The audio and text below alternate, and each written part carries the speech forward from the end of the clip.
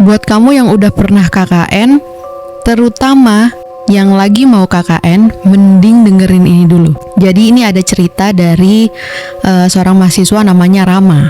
Jadi Rama sama timnya ini berlima lagi mau KKN di sebuah desa gitulah. Nah, mereka berlima ini ada Rama sendiri, ada Putri, ada Dina, sama Andi sama Fajar. Jadi mereka berlima nih ke sebuah desa buat KKN. Programnya standar lah, ngajar anak SD, penyuluhan kesehatan sama bantu administrasi desa gitu. Nah, awalnya mereka ini dikasih rumah singgah buat KKN di desa itu. Cuman pas waktu sampai ke rumah singgahnya itu, rumahnya tuh udah atapnya bocor, lantainya retak, pokoknya kayak nggak layak huni gitulah. Akhirnya Pak Kadesnya ini nawarin ke mereka berlima ini, ya udah kalau gitu nginep di rumah saya aja, biar lebih nyaman gitu, kata si Pak Kadesnya ini. Akhirnya mereka berlima ngeiyain. Udah tuh mereka jalan ke rumah Pak Kadesnya. Begitu sampai, mereka ngeliat rumah Pak Kadesnya ini tuh gede banget.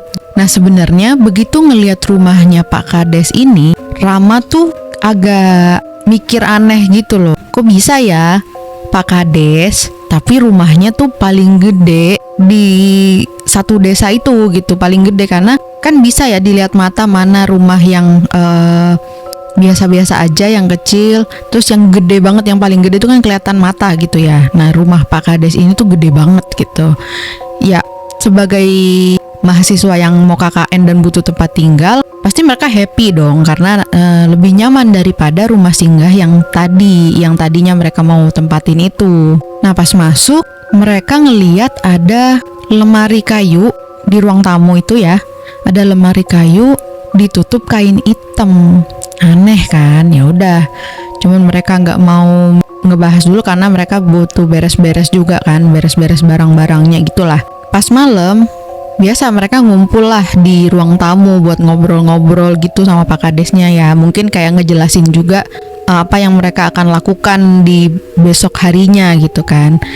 Nah, tapi satu temennya Rama namanya Putri itu dia salfok sama lemari kayu yang ditutup pakai kain hitam itu. Akhirnya karena dia penasaran, dia nanya lah ke Pak Kadesnya. Nanya, "Pak, itu kenapa ya kok ditutup kain warna hitam?"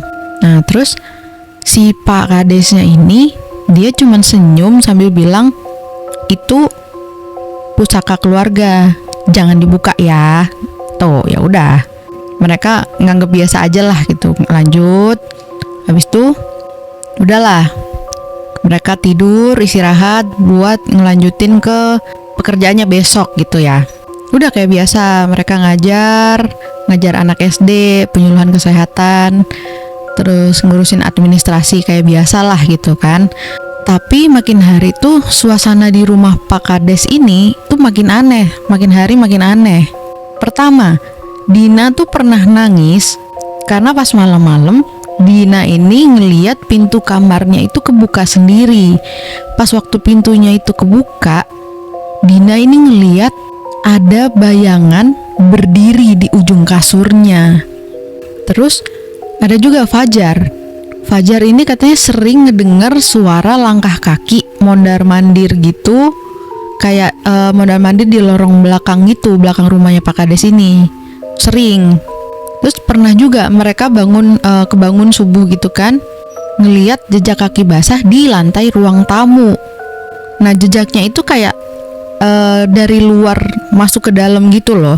Padahal semua pintunya tuh kekunci, jadi ya nggak make sense aja gitu kan. Siapa yang masuk, terus masuknya dari mana, orang semua pintunya kekunci gitu kan.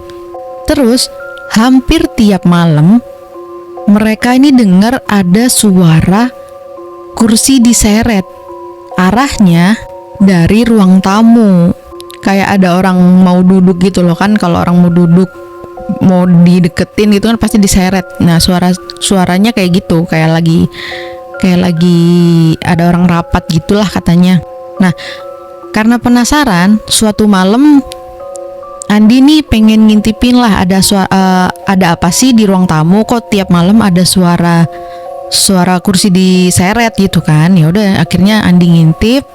Nah dia bilang, Andi ini bilang kalau dia ngeliat Pak Kades ini duduk sendirian di depan lemari kayu itu, mulutnya sambil komat-kamit gitulah. Cuman ya udah, karena cuman kayak gitu Andi juga gak mau ngeliat lebih lama lagi, kayak mungkin itu ritual buat pemeliharaan pusakanya itu. Kan katanya tadi di lemari itu ada pusaka keluarga, jadi ya mungkin itu semacam ritual buat memelihara gitu mungkin ya. Terus besokannya mereka ngeliat ada warga desa tuh malam-malam datang ke rumah Pak Kades, masuk ke ruang tamu sebentar, habis itu keluar, tapi mukanya kayak linglung, kayak bingung gitu.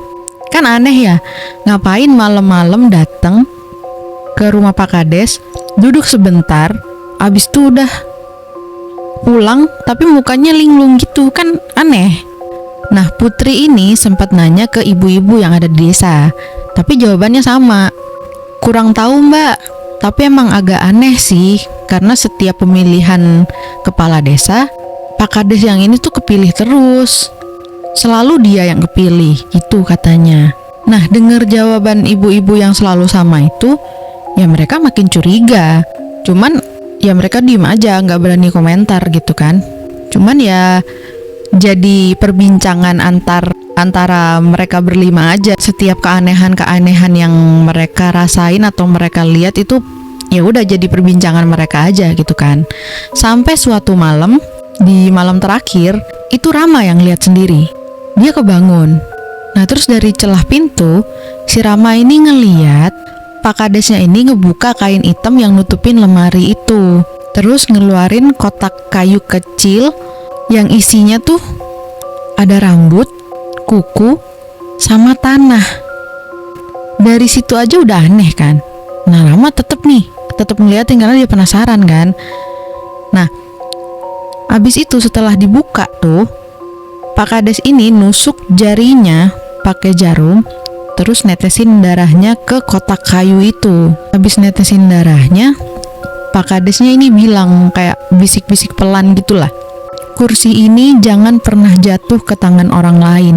Selama ada darahku, biarkan aku yang duduk di sini meski umurku sudah habis.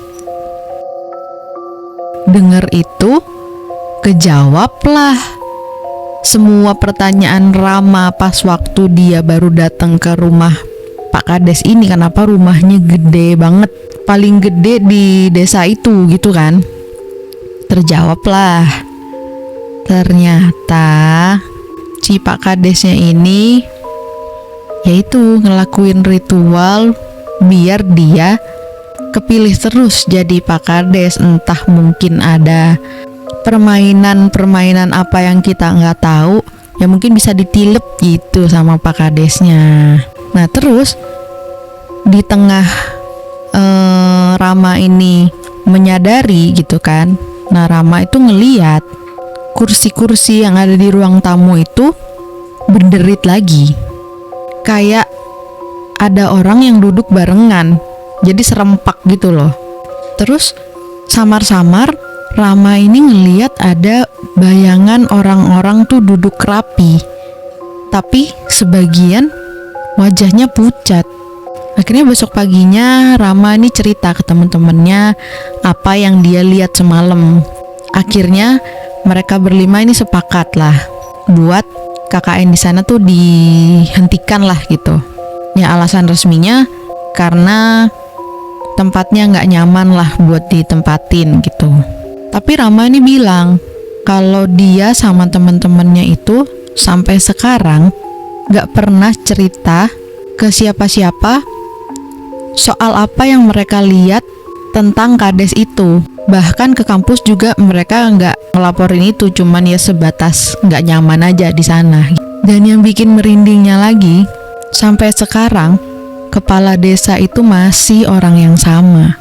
Udah beberapa kali pemilihan kepala desa, tapi yang kepilih namanya nggak pernah berubah.